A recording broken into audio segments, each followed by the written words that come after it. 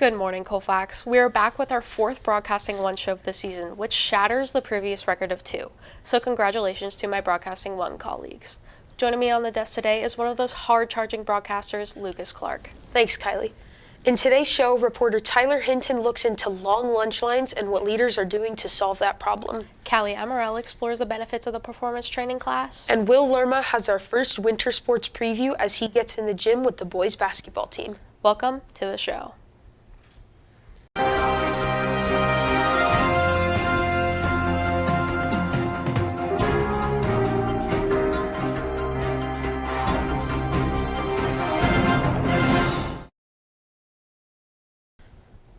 The biggest sports story of the fall continues to unfold as our women's cross-country team headed to Folsom on Saturday to run for a section championship. The girls entered the race as the #1 ranked team, expectations and history heavy on their shoulders, and when the gun sounded to start the race, all that fell away, and this team did exactly what they have done all season long, run hard.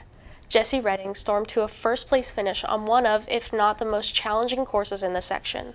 She covered 3.1 miles in under 19 minutes and will look to break the school 5K record again at States. Young gun Micah Redding finished 4th, and junior standout Jade Bittner finished 5th, giving Colfax 3 of the top 5 spots. Senior Carly McCabe had a very strong showing at 11th, and freshman Sophie Sunding made the top 15 out of 73 of the best in the section. Gabby Bittner and Morgan Toner rounded out the championship team that will now turn their attention to States. And to add to this story, the future is very bright for this team. Unlike any other sport Colfax competes in, the JVs also get to duel for a section championship, and Colfax took that down as well. Congratulations, and we cannot wait to see girls take a stab at going down as the greatest girls cross-country team in history, as they try for a finish above 17th at the state meet on November 26th. Colfax TV would like to congratulate Coach Jason Stowers and his football players on a solid season that included winning the River Bowl, beating Sinor, making the playoffs, and winning a thriller in the first round in front of the home crowd. Their season also came to a close this past Friday night at #3 ranked Arestinba, but the Friday night lights shined bright in 2022 for this team, the cheer squad, the drumline, and the best student section in the region, the Nest. We are already looking forward to 2023. The boys cross-country team raced at the section championships at Folsom on Saturday, and the team scored a top 10 finish, coming in 7th. Highlighting the boys' race with Joey Petrilla with a 17th place finish and the fact that only 35 points separated them from 3rd place and a bid to state. Congratulations on your season. As fall gives way to winter, so do our sports seasons, and our winter sports are heating up. Reporter Lerma with camera op Trey Tapia got in the gym to see what's going on with the boys' basketball program.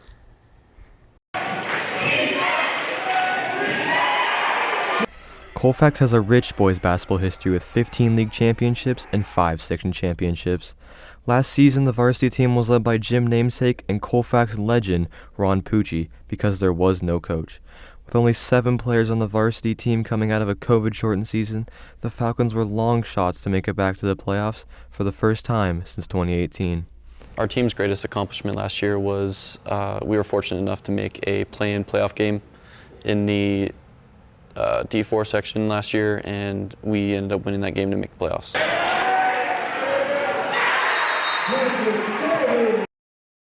New season is upon us, and with it, a new head coach with deep Colfax roots.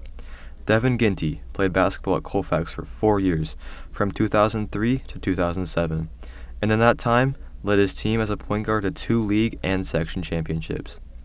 Ginty is hoping to carry on that success as he leads this program into the future. I'm going to continue a lot of the Colfax basketball culture that has been in place for years, and that's toughness, grit, determination, that we're going to never back down from any opponent we face.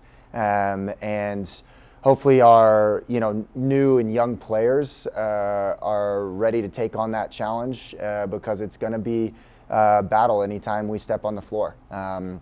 We're going to be outmatched sometimes. We're going to outmatch other teams, but regardless, just that competitive edge, we really want to continue at Colfax.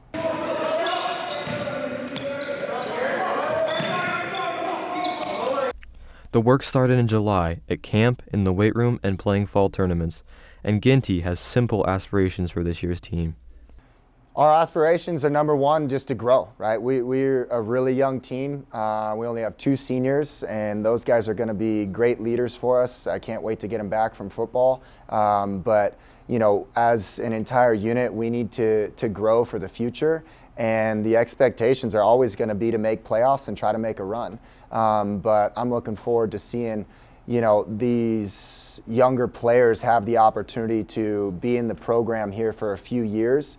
And see what it really takes to get to that point of making a playoff run. Players and fans alike can look forward to a revamped Pioneer Valley League that includes Wheatland, Sutter, and a first-year varsity team, 12 Bridges. New teams add intrigue, but classic rivalries will always inspire players and fans alike. Definitely our Bear River games, our rivalry games are always the best. And then the other 2 games I'm looking forward to are Wheatland and 12 Bridges, brand new to the league. And I'm just excited to see what they can do. The Falcons will be looking to find new leaders to emerge this season, like sophomore forward Garrett Lewis, who had some varsity playtime last season, and senior center Julian Shaheen, who returns after missing his junior year. My goals for this year's team is to get all of our juniors ready not only for this year but for the next year as well. We won't have a lot of seniors, so you know they're gonna have to take a big leap coming from their sophomore year up playing varsity this year. The boys will start their journey on November 28th in the foundation game versus Forest Lake. It will be a doubleheader with the girls, who will play Del Oro, and is also the first basketball nest event of the year. For CTV, I'm Lerma for Gavin Grimm and Trey Tapia.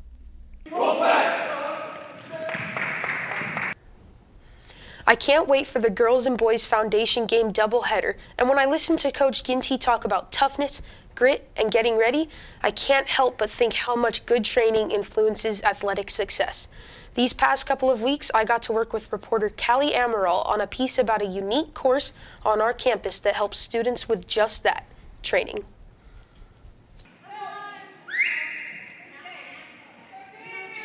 The performance training class has been helping young female athletes strive toward their goals and getting healthier and in shape for the 2nd year in a row, and it was PE teacher Miss Bussinger that saw the need. I saw there was something that was missing, and that was a course that was geared toward female athletes who wanted to do some sort of additional training. My favorite part is probably seeing some of my teammates in there and other girls that I probably wouldn't play sport with, and just seeing them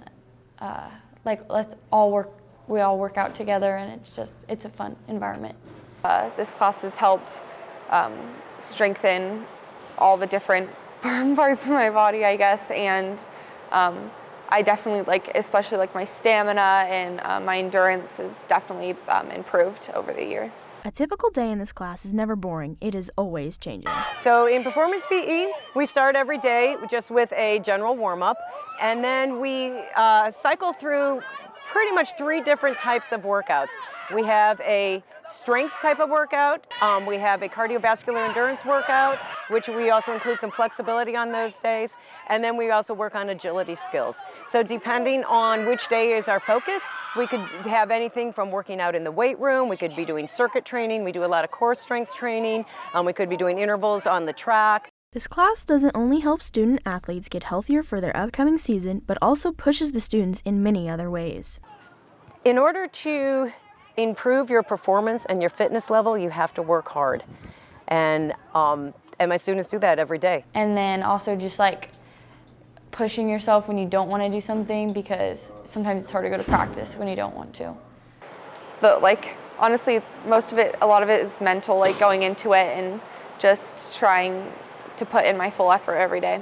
For some people, performance training PE is not only a way to get healthier and train, but also to make new friends on the way. I would say to take the class because it really helps you get in shape before your season, and it's just a fun way to connect with girls that you probably wouldn't play sports with. If I was going to encourage somebody to take this class, I would tell them that it's a privilege that our school provides this class, and I think that if you are a female athlete, you should take advantage of it and to help improve your play and just get you in better shape. This is reporter Callie Amaral and editor and camera op Lucas Clark for CTV, signing off. Fun, intense, useful. That class scores in all of those areas. Thanks for shining some light on it, Callie. Powerpuff Boys volleyball players enter their second day of practice today at lunch in Gym A, and the tournament starts on Thursday. Early reports have the seniors looking good, but the other three class teams all have good numbers and will likely make this a very exciting tournament. The Colfax Model United Nations team, or CMUNC, traveled to the University of California at Berkeley for their first in-person conference in the program's history. The club has been in existence for 3 years and had to do all their conferences online until now. The club took 12 members to the conference where 4 schools and some 200 students competed in crisis committees representing the historical figures. The topic this weekend, the Salem witch trials. When all was said and done, 4 Colfax students took home awards. Jacob Maldonado, Outstanding Delegate Award. Jillian Bernali, Outstanding Delegate Award. Bryson Kassler, Outstanding Delegate Award. And Mike Kistner, Verbal Commendation. Good to see Miss J back in action, and congrats to CMUNC. The club will participate in another conference at Berkeley in the spring, where they expect to compete against 2,000 students. Leadership will be hosting a unique first-time event starting on November 21st. It's a tech deck skating contest. That's right, a park will be built in the Learning Commons, and for students who would like to sign up and show off their skills, you can sign up in the quad at lunch. Well, just like our Model UN Club is trying to solve world problems, some leaders on our campus have been trying to solve a local problem. Reporter Tyler Hinton has this story.